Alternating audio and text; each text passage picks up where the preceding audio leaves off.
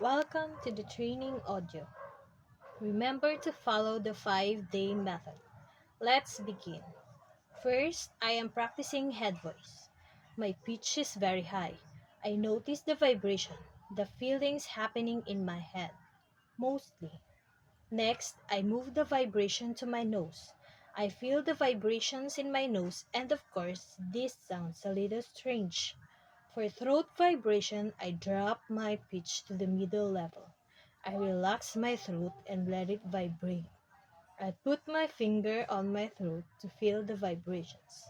I feel the vibrations most strongly in my neck and throat. Finally, I drop my pitch even more. I speak with a low voice as I push the vibrations down, down, down into my chest. I feel some vibrations in my throat, but now my chest is also vibrating. My voice sounds deep and strong when I use chest vibrations.